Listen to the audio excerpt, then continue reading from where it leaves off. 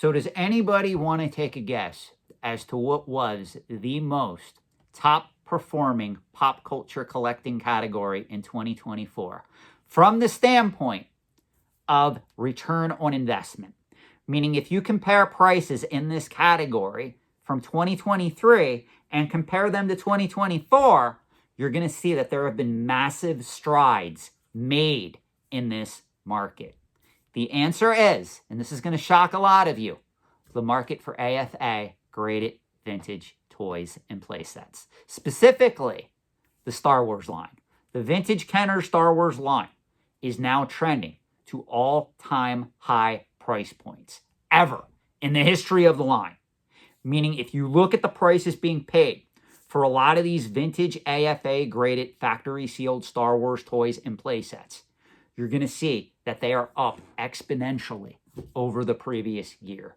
And the gains in this market is exponentially to the point where it eclipses almost every other collecting category, bar none.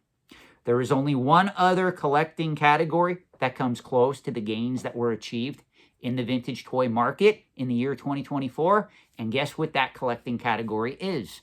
The market for modern era Pokemon cards. And you can actually still see this playing out because if you go online, you can now see videos of crazy people going to Costco or Walmart or Target or Sam's Club, wherever they're going, and they're clearing out the shelf of all of these newly, modernly minted Pokemon cards. And of course, they're flipping them on eBay and they're making money in the wonderful reselling market at present time, which is just insane because we saw how all this played out during the pandemic.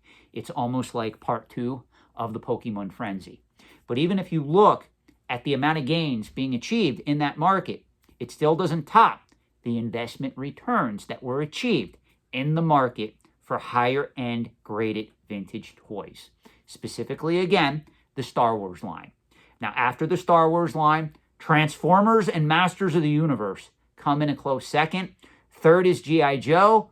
Fourth would be either Thundercats or Teenage Mutant Ninja Turtles, depending on how you look at the data, because there's examples of each that have sold for some high prices, and then there's also some low points in those toy lines as well. But Star Wars is the blue chip behemoth in the vintage toy market at present time. As a matter of fact, if you really want to do some interesting data searching, go look at just the price points achieved for AFA graded 12 back and 21 back factory steeled vintage Star Wars figures, and also look at the returns on the numerous examples of the rocket firing Boba Fett prototype action figures that were AFA graded that came up for bid throughout the year 2024 through Heritage and Hakes.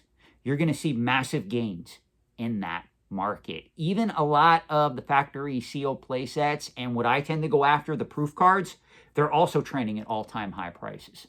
You know, it used to be, guys, when I started collecting vintage Star Wars Revenge of the Jedi proof cards in AFA 85 or 90 condition, many years ago, you used to be able to go to the market. You used to be able to buy those pieces for a couple $100 a piece.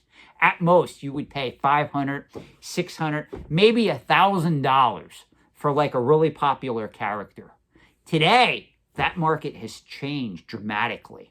If you want to start collecting vintage Star Wars Revenge of the Jedi proof cards in AFA 85 or 90 condition, even if you settle for AFA 80 grades, you're going to be paying, in most cases, thousands of dollars per each example.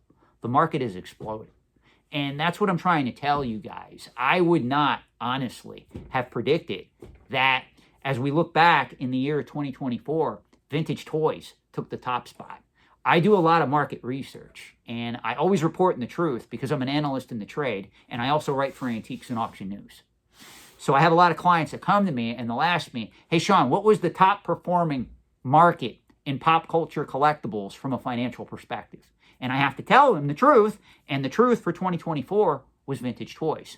Now, ironically, on the antique side of the equation, believe it or not, we're seeing an interesting trend. Large size currency is actually returning higher gains right now than that of graded coins. That really hasn't happened in quite some time. But if you look at the investment return on a lot of different pieces of large size graded currency versus that of graded coins, believe it or not, there's a lot of pieces of currency that are returning a better investment return than that of graded coins. So it's kind of fascinating how these markets are working as we head into the year 2025. Then on the flip side of the coin, you have markets like graded video games and comic books that are pretty much in the doldrums right now.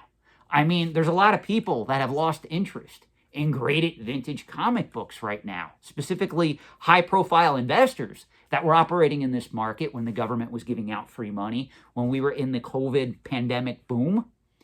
A lot of those investors have left the market. Now, smart money is still flowing into that market, but for the most part, the average investor is not really excited about vintage comic books at present time. The same thing is true with graded video games.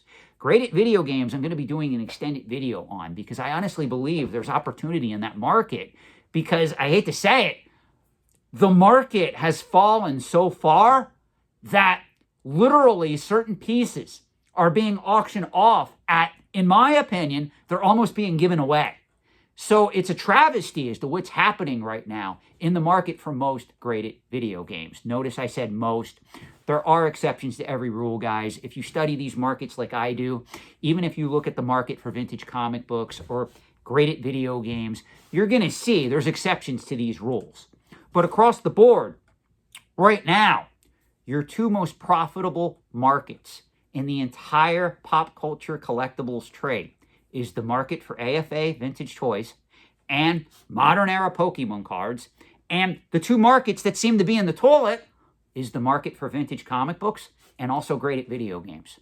So isn't that interesting how I honestly think if we look back at the beginning of the year 2024, I honestly didn't think vintage toys would take the top spot. When I started gauging these markets, because I do market research every month, I keep a spreadsheet and I analyze prices, I analyze trends that I'm seeing, and I try to document where these markets are going.